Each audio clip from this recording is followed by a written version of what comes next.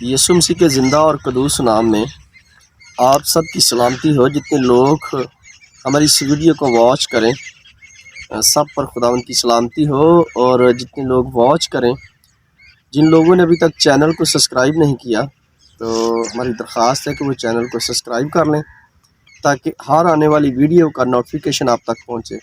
और जब खुदा के मुक़द्दस कलाम को सुने तो आप बरकत पाएँ और बरकतों को रिसीव करें। तो आइए हम कलाम मुक़द्दस में से पौलुस रसूल का करंथियों के नाम दूसरा करंथियों पौलुस रसूल का ख़त 6 बाब से लेकर 7 बाब में यूँ एक लिखा हुआ एक आयत है कि इस जहान के खुदा ने तुम्हारी अक्लों को अंधा कर दिया। अक्सर हम देखते हैं कि हमारी आंखें अंधी होती हैं, लेकिन पौलुस रसूल करंथत की कलीसिया को ये लिख रहा है कि तुम्हारे इस जहान के खुदा यानी इब्लीस, जहान के खुदा में इब्लीस को तरजीह दी गई है कि वो किस तरह यह काम करता है। तुम्हारी अक्लों को अंधा कर दिया। हम कभी कभी सोचते हैं हमसे कोई काम गलत हो जाए तो हम ये बताते कि यार हमारी अक्ल पर जो था वो पर्दा ही पड़ गया और वो काम जो है वो गलत हमसे हो गया। इसीलिए इब्लीस आपकी अक्ल को अंधा कर देता है, वो आप में कमज़ोरी ढूंढता है।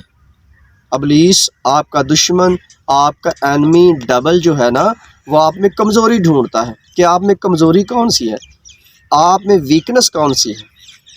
वो आपको वहाँ जाके गिराता है।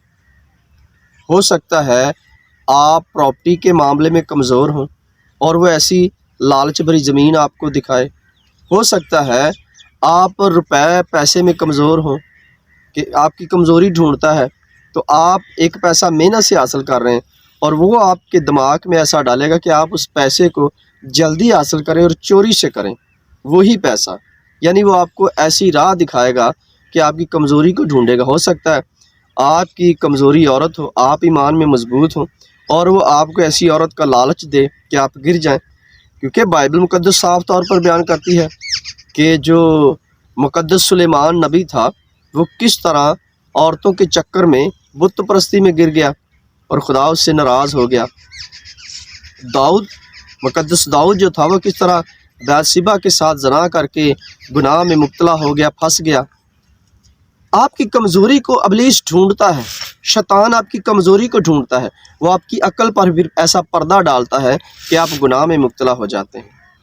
बाइबल मुक़द्दस बयान करती है कि उसने हवा को वर्गलाया, उससे बात की और हवा ने कहा कि खुदा ने हमें ये फल खाने से मना किया है। नेको और बद की पहचान के 2 फल, नेक और बदी वाला फल जो है वो हमने नहीं खाना है। यही बात हम आपको बता रहे हैं मेरे अजीज़ों। तो इब्लीस ने क्या कहा उससे?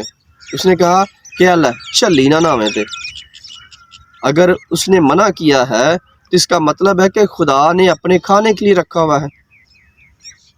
अब इब्लीस उसको वर्गला रहा है, धोखा दे रहा है। धोखा देना इब्लीस का काम है। मैं जिस तरह पहले बता रहा था कि वही पैसा आप मेहनत करके जो कमाएंगे वो आपका होगा, लेकिन जब वही पैसा आप चोरी करेंगे तो वो वर्गलाता है, आपको धोखा देता है। हवा ने धोखा खाया, साथ उसने आदम को भी उसी गुनाह में फंसा दिया। हमने बचना है, अपने आप को परखना है। बाइबल पढ़ें डेली बिला नागा। बाइबल अपने लिए पढ़ें, अपने आप को जांचें, खुदा को समझें, खुदा को पहचानें कि खुदा की आवाज़ क्या है हमारे लिए। जब आप इन चीज़ों में गुम हो जाएंगे तो खुदा आपको अच्छे डिसीज़न लेने का ताकत बख्शेगा, ज़ोर बख्शेगा कि आप अच्छे डिसीज़न लें। फिर वो आपकी अक्ल को गुमराह नहीं कर सकता। मेरे अज़ीज़ों, खुदा के यीशु मसीह के रसूल, हम पतरस को देखते हैं और यूहन्ना को देखते हैं जो मोहब्बत का रसूल था। बड़े गहरे भेद उसने अयां किए हैं अनाजील में। इसी तरह जब हम अनाजील को पढ़ते हैं, कलाम मुक़द्दस को पढ़ते हैं, तो खुदा की खूबियाँ हमें नज़र आती कि खुदा क्या चाहता है और हमसे खुदा तवक्को क्या करता है।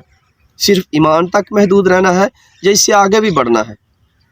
ईमान तक महदूद नहीं रहना है, ईमान के साथ अमाल भी ज़रूरी हैं, तभी तो हम आगे बढ़ेंगे और इब्लीस पर हम गालिब भी आ सकते हैं। यीशु मसीह ने इख्तियार दिया है, ये याद रखें। लेकिन जब वो हमारी कमज़ोरी ढूंढ लेता है, वही चीज़ें बार बार आपके सामने लाकर खड़ी करता है जिसमें आप कमज़ोर हैं। अगर आपने उस कमज़ोरी पर काबू पा लिया تو آپ نے ابلیس کو گرفتار کر لیا، اس کو لتاڑ دیا، اس کو رون دیا ہے۔